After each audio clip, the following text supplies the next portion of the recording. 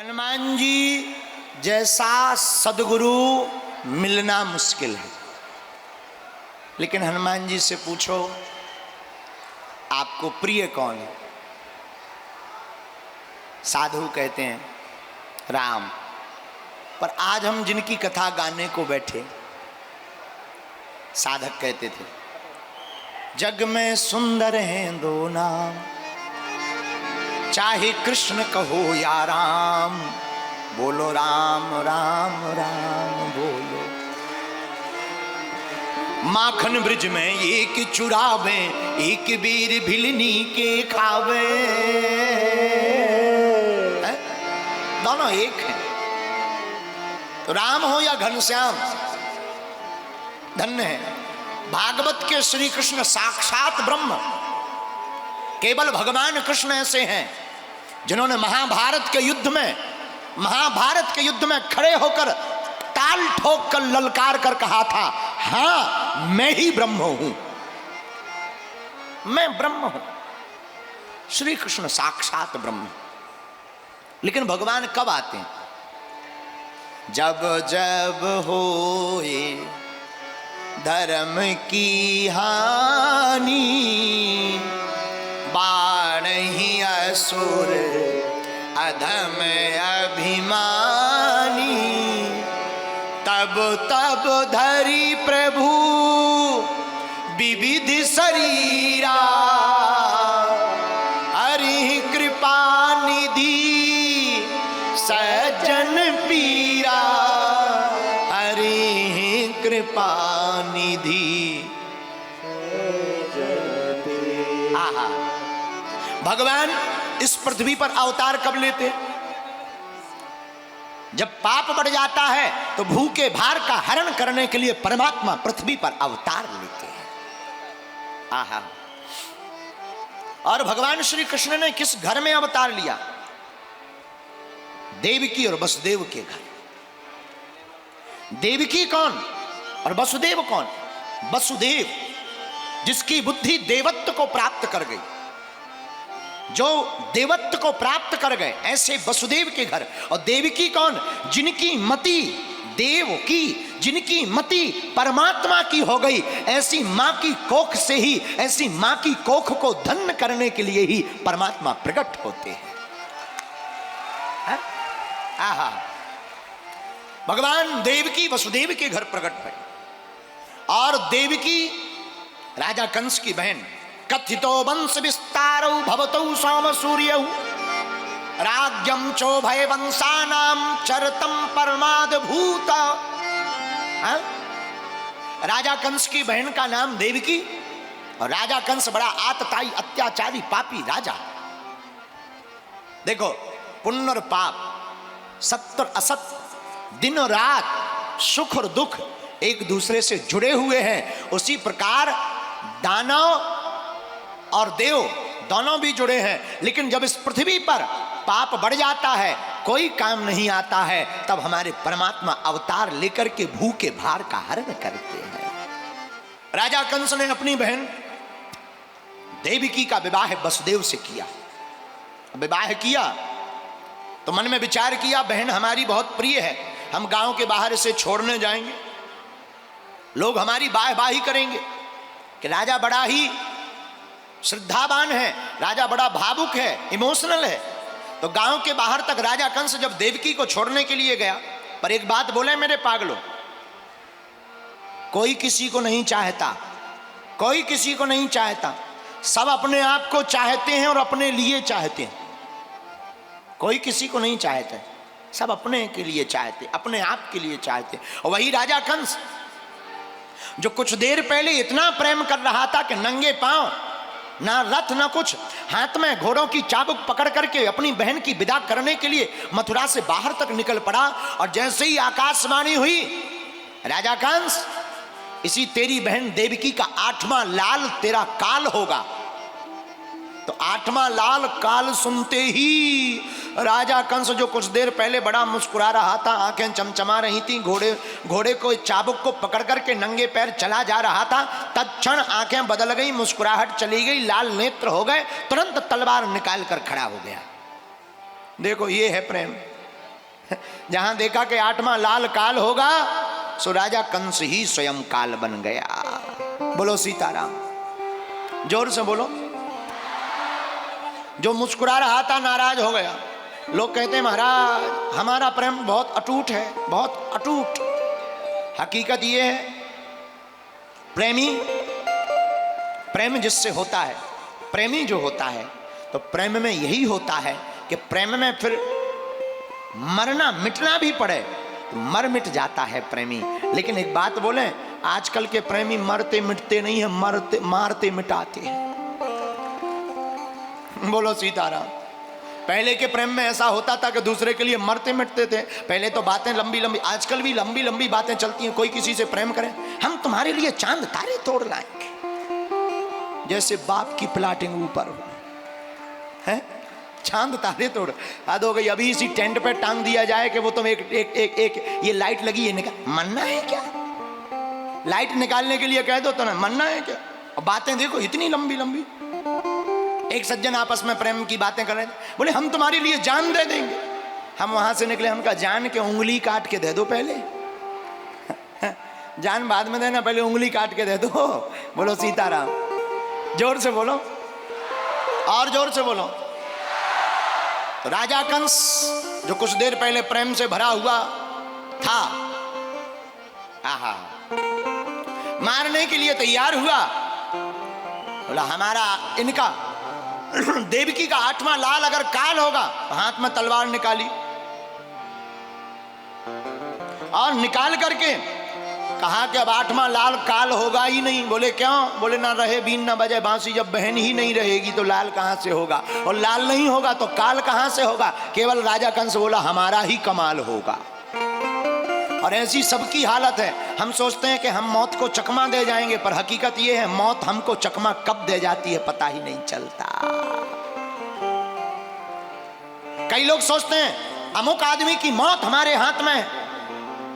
अभी हमको बरेली से धमकी आई थी तो बोले बाबा की मौत हमारे हाथ में है।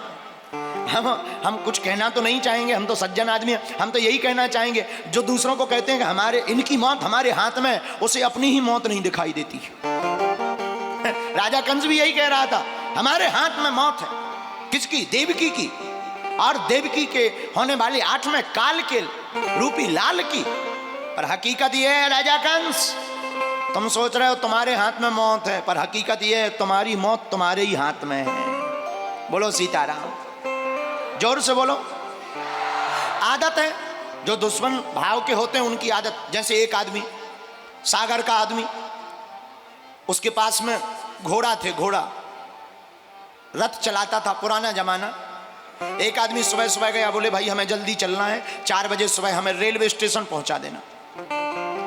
तो उसने जल्दी जल्दी 4 बजे जब वो आदमी आया, तुरंत रथ में घोड़ी को लगाया, घोड़ी का चाबुक बांधा, बैठ गया, चलने लगा। और थोड़ी दूर चले, चलाने वाला उतरे और डांस करे और फिर चले। थोड़ी दूर रथ चले, फिर आगे आके घोड़ी के सामने खड़ा हो जाए और डांस करे, फिर बैठे, फिर चले। तो जो आदमी रथ में बैठा था बोले ऐसे तो 5 दिन में पहुंच पाएंगे। घोड़ी है, रथ है क्या आफत? ये तुम बार बार उतर कर डांस क्यों करते हो? तुम्हारा दिमाग तो ठिकाने है। बोले हुजूर श्रीमान नाराज मत होइए, धोखे से जल्दी जल्दी में घोड़ी दूसरी आ गई। बोले कौन सी घोड़ी? बोले शादी विवाह वाली घोड़ी आ गई। इसकी आदत है जब तक ये डांस ना देख ले तब तक बढ़ती ही नहीं है। बताओ। बोले आदत है, वो आदत है तो आदत है, वो चलेगी भी तभी। तो श्रीमान ने कहा जरा चाबुक मारो। बोले खूब मार लो, इसकी आदत है, इसकी तो आदत है जब तक नांगन डांस बारातियों का देखना ले तब तक बढ़ती ही नहीं है। बोलो सीताराम, जोर से बोलो। स्वभाव तो स्वभाव है, स्वभाव कभी छोड़ता नहीं है। लेकिन मेरे पागलो, बुरे लोगों का अगर ऐसा स्वभाव होता है तो संतों का भी एक स्वभाव होता है। एक बार एक महात्मा नदी में स्नान कर रहे थे, एक बिच्छू तैरते हुए जा रहा था। महात्मा ने सोचा मर जाएगा, हाथ में लिया, ऊपर उठा लिया। बिच्छू हाथ में आया, काट दिया और कट से काटा, टुक से डंक को मारा, फिर कूद गया पानी में। महात्मा ने फिर बचाया, फिर काटा, फिर बचाया, फिर काटा। 40-50 बार बिच्छू ने डंक मारा, हाथ नीला पड़ गया। किनारे पे खड़े हुए व्यक्ति ने कहा पागल हो क्या? बुद्धिमती मारी गई, मरने दो ऐसे आदमी को जो बार बार काटता हो, जैसे तुम बचाना चाह रहे हो वो काटता हो, मर जाने दो। महात्मा ने कहा नहीं। बोले क्यों? बोले ये बिच्छू है, जीव है, जब ये अपनी आदत काटने की नहीं छोड़ सकता तो हम महात्मा हैं, हम बचाने की आदत कैसे छोड़ देंगे? इसलिए मेरे पागलो, आदत ऐसी डालो। आदत कैसी डालो? आदत ऐसी होनी चाहिए, मुख पर प्रभु का नाम और जुबान पर प्रभु का नाम, हृदय में भक्ति होनी चाहिए। लेकिन कई लोगों की आदत तो और खराब है, पीने की होती कई लोगों की। हाँ, एक सज्जन हमें मिले, हमने कहा और बताओ क्या लेते हो? बोले कुछ नहीं, सुबह शाम ले लेते हैं। हम कहा ठटरी के बारे सुधरते नहीं। बोले क्या बताया? आदत है, आदत है। अब आदत है, जा ही नहीं रही। मैंने कहा आदत बड़ी बेकार है। बोले बहुत बेकार है, बहुत बेकार है। हम कहा कोई बात नहीं, आदत छूट जाएगी। बोले पॉसिबल? हम कहा बिल्कुल। हमने बोले क्या पॉसिबल है? हम कहा तुम्हें पीने की आदत है? बोले हाँ। हम कहा पीने हम भी तुम्हें पिलाएंगे। बोले फिर तो हम तुम्हारे पास आएंगे। हमने कहा हम भी तुम्हें पिलाएंगे। वो बोला हम फिर तो तुम्हारे पास आएंगे। हमने कहा अंतर है, तुम जो है पौवा पीते हो, हम तुम्हें राम नाम रस की कथा पिलाएंगे। ये भी आदत है, लेकिन एक अच्छी आदत है, एक बुरी आदत है। एक आदमी हमें मिला, एक संत को मिला, बोला महाराज जुखाम है, हमने सुना दारू पीने से जुखाम मिट जाता है, दारू पीने से जुखाम मिट जाता है। महात्मा बोले पी ले पी ले पी ले। बोला क्या जुखाम मिट जाएगा? महात्मा बोले तुम जुखाम की बात करते, इंसानों के, लोगों के मकान मिट गए, जमीनें मिट गई, लुगाई मिट गई, बाल बच्चे मिट गए, तुम जुखाम की बात। कई लोगों के लीवर मिट गए, तुम जुखाम की बात करते हो। बोलो सीताराम, जोर से बोलो। यही हम कहना चाहते। जाम क्यों पीते हो जाम, शाम को पियोगे सुबह उतर जाएगी। अरे मूर्ख, गोविंद नाम पीकर तो देख, जिंदगी भर के लिए चढ़ जाएगी। जाम का मतलब शराब, और पीने वाले इतने खतरनाक होते हैं, इनसे तो हनुमान जी बचाएं। एक खुरई सागर का पीने वाला दारूखोर चंगीलाल, खुरई सागर का चंगीलाल पीकर के टुन घर गया रात को 12 बजे। घर में चाबी निकाली, ताला लगा के गया था, और घर वाली थी नहीं। दरअसल किस्मत की बात, मायके गई थी। और जिनकी पत्नियां मायके चली जाती हैं वो आजादी जैसा जश्न मनाते हैं। इसलिए कोशिश पर ज्यादा मायके में नहीं रहना चाहिए। बोलो सीताराम, जोर से बोलो। तो चंगीलाल की पत्नी मायके में मुन्नी बाई का मायका कहां? मुन्नी बाई का मायका छतरपुर। हाँ, मुन्नी बाई मायके में, पति अकेला चंगीलाल खुरई में। इसने कहा आज तो आजादी है, खूब पियो। इतना पी के निकला, चाबी ली ताला खोलने के लिए, इतना टुन्न कि बार बार ताले के पास चाबी ले जाए और फिर हिल जाए। 1 घंटा हो गया पर ताले में चाबी नहीं डाल पाया। वहां पर एक पुलिस वाले भाई साहब खड़े थे, दूर से बोले चंगीलाल लाओ, तुमसे नहीं बनेगा, हम खोल देते हैं, तुम भीतर घुस जाओ। अब बात देखना कितना खतरनाक जवाब दिया। अरे बोले पुलिस वाले भाई साहब, हम तो खोल लेंगे 2 मिनट में, ये आगे का लगा मकान हिल रहा है, तुम मकान पकड़ो।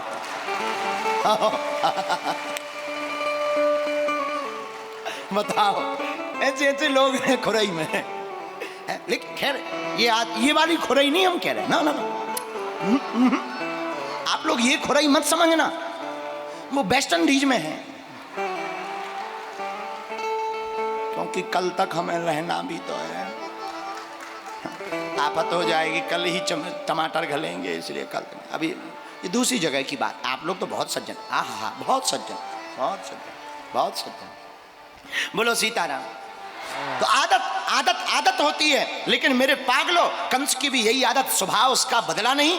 जहां देवकी ने कहा भैया तुम बहुत अच्छे हो, तब तक आकाशवाणी हुई, राजा कंस देवकी का 8वां लाल तुम्हारा काल होगा। तुरंत आदत बदल गई। वरना अगर आदत का अच्छा होता तो क्या कहता? जन्म विवाह मरण गत सोई, जहीं विधि लिखा सो तैं विधि होई। आदत का अच्छा होता तो यही कहता कि मौत और जन्म और विवाह ये तो परमात्मा के हाथ में है। अगर ऐसा लिखा होगा कौन बदलेगा? बहन तुम प्रसन्नता पूर्वक जाओ, बोलो सीताराम। लेकिन नकली आदमी नकली होता है, नकली प्रेम टिकता नहीं। और कंस का प्रेम नकली है, हाथ में तलवार निकाली, केस को बाल को पकड़कर देवकी को मारना चाहा। बस देव जी ने सोचा कि अगर मार डालेगा तो पति का क्या मतलब, प्रशंसा करने लगे। कई बार कोई व्यक्ति महान हो ना, फिर भी उसकी महान होने की प्रशंसा करनी चाहिए। महान कार्य को पूर्ण करने के लिए महान बता देना चाहिए, झूठी प्रशंसा भी कर देनी चाहिए। बसदेव जी ने महान कार्य को पूर्ण करने के लिए झूठी प्रशंसा बताई कंस की। कंस तुम राजा हो, अगर तुम मार डालोगे कोई मर जाएगा, ये मर जाएंगी तो तुम्हारी थूथू होगी कि स्त्री के ऊपर हाथ उठाया, अपनी सगी बहन को मार दिया, प्रजा में थूथू हो जाएगी, लोग तुमसे घृणा करने लगेंगे, इसलिए मारो मत। क्या उपाय है? कंस से वसुदेव जी बोले डरो मत, एक काम करते हैं, हमें ले चलो वापस दोनों को, जितने भी संतानें होंगी हम तुम्हें सौंप देंगे, तुम चाहो तो रखना, चाहो तो मार डालना। हाँ ये ठीक है, ये उपाय बढ़िया। कंस मान गया, घर में लाकर के देवकी वसुदेव रहने लगे। पहला नन्हा सा बालक हुआ, राजा कंस के पास वसुदेव जी ले गए, पहला बालक लीजिए, और भगवान की कृपा से बालक हुआ है, पुत्र हुआ, बेटा। राजा कंस ने गौर से देखा, छोटी छोटी आंखें, छोटे छोटे पांव, छोटे छोटे हाथ, छोटी छोटी अंगुलियां, इसने क्या बिगाड़ा? ये थोड़ी हमारा काल है, देवकी का 8वां लाल हमारा काल है, छोड़ देना चाहिए। कोई बात नहीं, ले जाओ ले जाओ ले जाओ, कोई बात नहीं, इसकी जरूरत नहीं है, तुम ईमानदार हो, इसका परिचय हो गया। तो पहले तो घर में रखे हुए थे देवकी वसुदेव को, लेकिन नारद जी आ गए। और बताओ नारद जी के आने से क्या हुआ कि जो घर में रखे थे उन्हें जेल में और डाल दिया। नारद जी राजा कंस के पास गए तो नारद जी आए, तो जब तक नारद जी नहीं आए थे तब तक घर में रखे हुए थे देवकी वसुदेव को, पर नारद जी आए तो ऐसी महात्मा की दृष्टि पड़ी कि जेल में और चले गए। तो एक व्यक्ति हमसे कह रहे थे, बोले महाराज जी संतों की दृष्टि ऐसी होती है कि घर से जेल में चले जाओ। हमने कहा नहीं नहीं नहीं, संतों की दृष्टि बहुत ऊंची होती है। महात्मा ऐसा क्यों करते? नारद जी क्यों आए कंस के पास? कंस बालकों को छोड़ रहा था, मारता नहीं तो परमात्मा प्रकट नहीं होता। ऐसे समझो, किसी आदमी को फोड़ा हो जाए, फोड़ा है, अब फोड़ा हो जाए, वो डॉक्टर के पास जाएगा, डॉक्टर दवा देगा, गोली देगा, ये गोली खाओ, फोड़ा दब जाएगा, चिंता मत करो। लेकिन कुछ दिन बाद वो आदमी फिर पहुंच गया, क्या हुआ? महाराज डॉक्टर साहब फोड़ा ठीक नहीं हुआ, दवा नहीं, गोली खाई, वो तो नहीं खा पाए, अब तो भैया ये दबेगा नहीं, अब तो इसका ऑपरेशन करना पड़ेगा। हाँ ऑपरेशन कर दो, पर ऑपरेशन अभी हो नहीं सकता, क्यों? अभी पका नहीं है। तो क्या करें? बोले फिर से दवाई ले लो, पहले पक जाने दो, और पक जाएगा फिर आना ऑपरेशन कर देंगे। बताओ, पकने के लिए भी दवाई दी जाती है ताकि ऑपरेशन हो जावे, तो दूसरी दवाई खाओ, जब पक जाएगा फिर आना ऑपरेशन करना। यही नारद जी ने करना चाहा। राजा कंस को अभिमान का फोड़ा हो गया, अभिमान का फोड़ा तो हो गया लेकिन पका नहीं, तो पकेगा कब? जब ये जितने बच्चे देवकी वसुदेव के हो रहे हैं इन्हें मारेगा। तो नारद जी ने एक गोली दे दी कि तुम ये खा लो, इन बच्चों को मारते रहो। और वो जो जहां गोली खवाई तो राजा कंस को है अभिमान का फोड़ा, और भगवान करना चाहते हैं ऑपरेशन, पर भगवान तभी आएंगे जब ये फोड़ा पकेगा। इसलिए नारद जी ने कह दिया तुम बच्चों को मार दो, और राजा कंस बच्चों को मारने लगा, फोड़ा पकने लगा, और फोड़ा पका तो परमात्मा श्री कृष्ण अवतार लेकर ऑपरेशन करने के लिए आ गए। तो भगवान प्रकट हो गए। तो नारद जी राजा कंस के पास आए, राजा कंस के पास एक 8 कमल का पुष्प लेकर आए, ये लो फूल। राजा कंस बोले ये क्या है? बोले फूल है, फूल। तो राजा कंस बोला फूल तो है, पर फूल कैसा? नारद जी बोले कुछ तुम रहे भूल, इसलिए हम लाए फूल। क्या भूल रहे? अरे भूल ये कर रहे, जरा फूल की पंखुड़ियां गिनो, 1 2 3 4 5 6 7 8। क्या हुआ? कुछ नहीं। 8 हैं, उल्टी गिनो, 1 2 3 4 5 6 7 8। क्या हुआ? कुछ नहीं। राजा कंस एक को छोड़कर दूसरी गिनो, दूसरे से गिनो, तीसरे से गिनो। अब तो राजा कंस जिससे गिने वही 8वीं पड़े, बगल में 8वीं पड़े। नारद जी बोले समझ में आया? राजा कंस बोला फुल समझ में आ गया। बोले क्या? बोले देवताओं की गिनती है, पहला भी 8वां हो सकता, 8वां भी पहला हो सकता, बीच में भी 8 हो सकता। और देखो कितना अच्छा संकेत है इस कथा में। अष्टकमल का जो फूल ले गए उसकी प्रत्येक पंखुड़ी 8वीं पड़ रही है, मतलब सभी 8वीं है। उसी प्रकार परमात्मा भी सब में विराजमान है। भगवान भी तो सब में। हरि व्यापक सर्वत्र समाना, प्रेमोते प्रिगाट ओही में जाना। है? जिस प्रकार नंबर 8 पंखुड़ियों का नंबर सब में है, वैसे ही परमात्मा हम में, तुम में, सब में है। देवी की वसुदेव को बंधन में डाल दिया, कारागृह के बंधन में। और कारागृह के बंधन में पड़ते ही देवी की वसुदेव बंधन में हो गए। लेकिन एक बात याद रखना मेरे खुरई के पागलो, बंधन में रहते हुए भी देवी की वसुदेव ने परमात्मा का बंधन नहीं छोड़ा है? कितनी अच्छी बात। बंधन में रहो पर बंधन मत छोड़ो। और हम लोग देखो कितनी बड़ी बात, देवकी वसुदेव जेल में भी भगवान का भजन करते और हम लोग घर में नहीं कर पाते। कितनी विचित्र बात है, कितनी अनोखी बात है। देवकी वसुदेव जेल में भी परमात्मा का भजन कर रहे हैं और हम लोग घर में भी नहीं कर पा रहे हैं। मेरे प्यारे, महत्वपूर्ण ये नहीं है कि तुम कहां हो, महत्वपूर्ण ये है कि तुम भजन कर रहे हो या नहीं।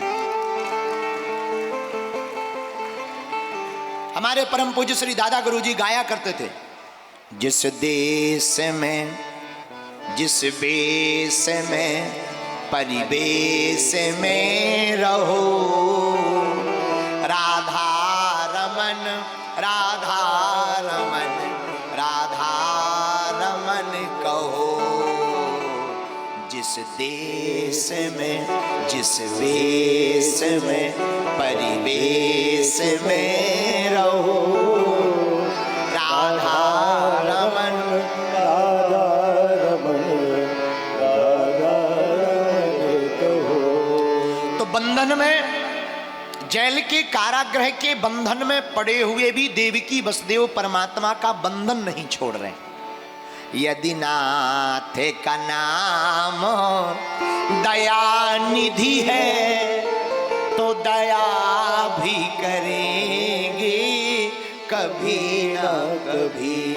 यदि नाथ का नाम दया निधि है तो दया भी करेंगे कभी न कभी। इकलाब में जो डूब जाए वो जेर नहीं होता, ताकत पे जो इतराए वो शेर नहीं होता। दरबार ये इलाही से मायूस ना होए बंदे, भगवान के यहां देर तो होती है पर अंधेर नहीं होता है? भगवान के यहां देर है परंतु अंधेर नहीं है। श्याम से दिल का लगाना कोई मजाक नहीं, श्याम से दिल का लगाना कोई मजाक नहीं, जीते जी जान से जाना कोई मजाक नहीं। हा? इश्क एक तरफा में मशहूर हो जाऊंगा मैं, श्याम तुम होगे समा काफूर हो जाऊंगा मैं अगर तड़पूं तो तड़पूं मगर तुम ना मेरे लिए तड़पना, तुम अगर तड़पे तो फिर प्रेमी नहीं मजदूर हो जाऊंगा मैं अगर देखूं तो देखूं मगर तुम ना मुझको देखना, तुमने अगर देखा तो फिर आंखों से बहुत दूर हो जाऊंगा मैं अगर मांगूं तो मांगूं मगर तुम ना मुझको कुछ देना, तुमने अगर कुछ दिया तो फिर प्रेमी पागल नहीं मजदूर हो जाऊंगा। हमारे कन्हैया से प्रेम करना। ठाकुर की अदा निराली है, ये मैं जानूं या मेरे कान्हा की अदा निराली है।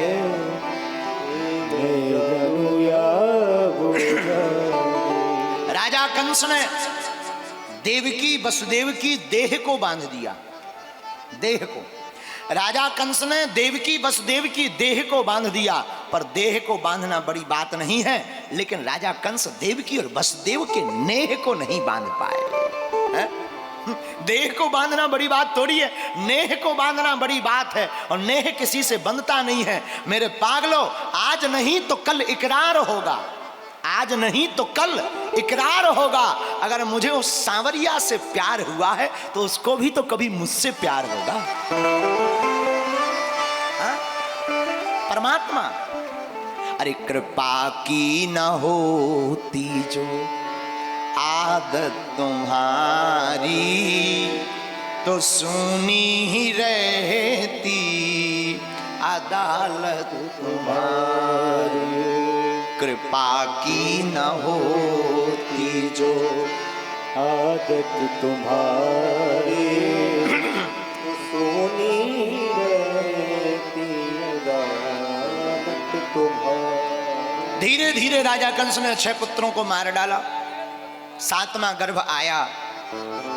भगवान ने संकर्षण क्रिया के द्वारा देवकी के गर्भ को रोहिणी मैया के गर्भ में स्थापित कर दिया, और रोहिणी मैया के गर्भ से ठाकुर जी के पहले ही स्वयं साक्षात श्री दाऊ भैया प्रकट भये।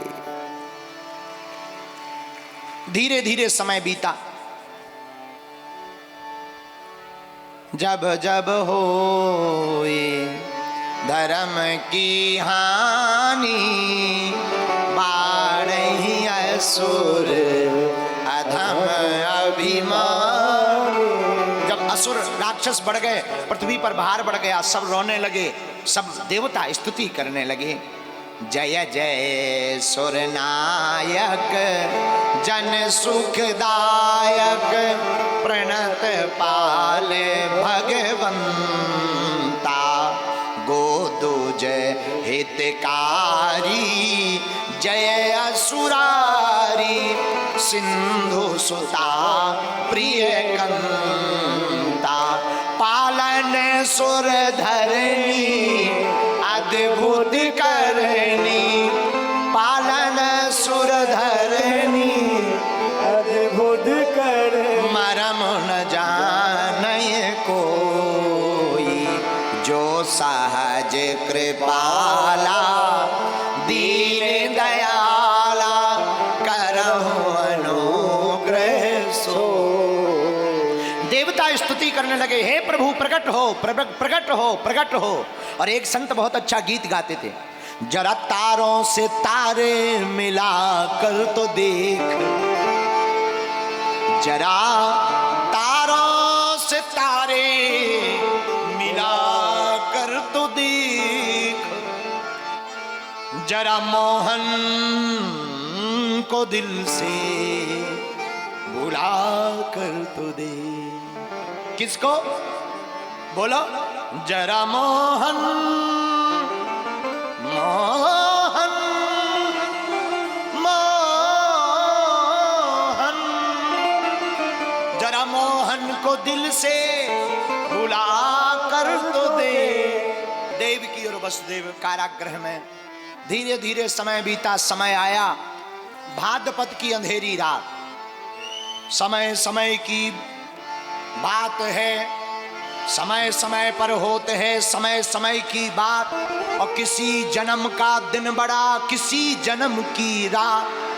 समय समय पर होते हैं समय समय की बात, राम जन्म का दिन बड़ा और कृष्ण जन्म की रात।